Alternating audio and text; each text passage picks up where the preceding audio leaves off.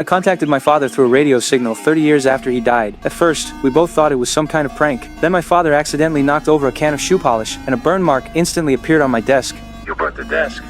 I can see it. My father thought I was some creep spying on him from the shadows, and warned me to stay away from him and his family. I had no idea what was going on, but I was certain the man on the other end of the line really was my father from 30 years ago, and my father was going to die in a fire the next day. There was no time to explain. I desperately warned him, "Tomorrow, don't trust your instincts, take a different route, and you'll survive." The signal suddenly cut out, and we lost connection. The next day, my father arrived at the fire station. A warehouse had caught fire, and everything unfolded exactly the way I predicted. At the scene, he found a girl trapped inside. Right then, the ladder malfunctioned. Its gears jammed, and it couldn't reach the window to get her out. My father had no choice but to find another escape route on his own. His instinct was to choose the passage where the fire looked weaker, but the moment he stepped in, he remembered my warning, so he instantly turned back and rushed in from the other side. There he found an escape slide. He slid all the way down from the top floor, burst out of the building and jumped into the river. They survived. I was getting ready to observe the anniversary of my father's death, when suddenly countless unfamiliar memories flooded my mind, blurring the line between truth and illusion. I frantically called my friends to confirm, and they told me my father didn't die in a fire. He died of lung cancer 10 years ago. I was stunned. I had actually changed history. I rushed home and dug through old newspapers. Now the reports said my father had successfully saved the trapped girl. That was when my father finally believed that I really was his son from 30 years in the future. You okay, Chief? Yeah, I'm fine. I mean, I got all these new memories, but it's... So, what'd you wind up doing? You joined the department? Actually, I went the other way. I'm a cop.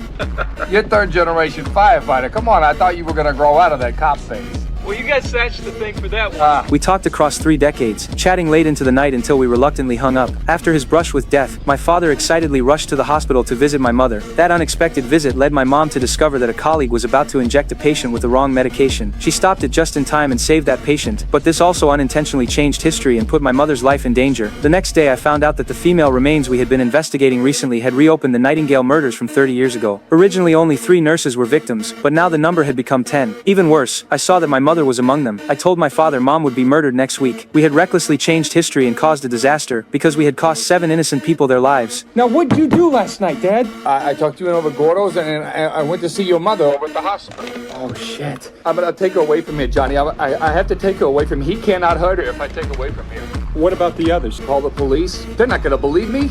They will if they catch him in the act, and you can make that happen, Dad. Following the clues I provided, my father went to a bar and successfully found the nurse who was about to be killed. Meanwhile, I received new intel. The medical examiner had confirmed the identity of the first murdered nurse. Then I noticed the file had disappeared, exactly the nurse my father was protecting that night. This meant our plan was working. I told my father the time and location of the next victim and warned him to be extremely careful. My father kept showing up near the targets, which aroused the killer's suspicion. While my father was in the restroom, the killer attacked him from behind.